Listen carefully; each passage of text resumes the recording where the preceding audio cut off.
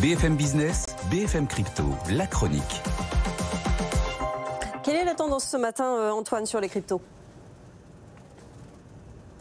Avec des cryptos qui stagnent un petit peu, malgré le retracement des marchés. On est à 20 000 environ du côté du Bitcoin, 20 000 $, un peu au-dessus des 1 000 $ pour l'Ethereum. On s'achemine vers une fin de semaine classique, c'est-à-dire qu'on ne va pas faire grand-chose et sans doute une volatilité accrue ce week-end avec des rattrapages à prévoir lundi.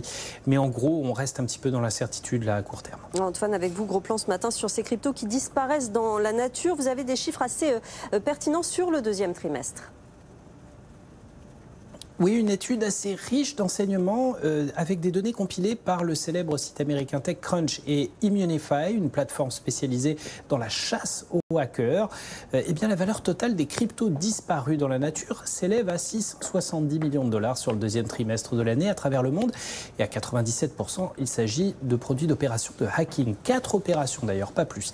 Alors, ça peut paraître élevé. On va rappeler la capitalisation de marché totale de l'ensemble des cryptos. On est autour des 900 milliards de dollars. Donc c'est quand même relativement peu, autour de 0,7%.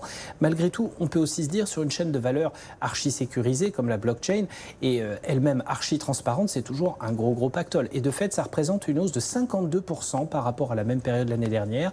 En cause, bien entendu, la forte baisse des cryptos sur la première partie de cette année qui a occasionner une vraie frénésie, une volatilité insensée, occasionnant des fuites au milieu de tout ça et mettant beaucoup de plateformes en défaut. Reste que ces 670 millions de pertes de crypto représentent un recul de 45,5% par rapport au premier trimestre de l'année, montrant que malgré ce climat de marché un petit peu fou, la sécurité se sera quand même bien améliorée sur la période. Merci beaucoup, Antoine.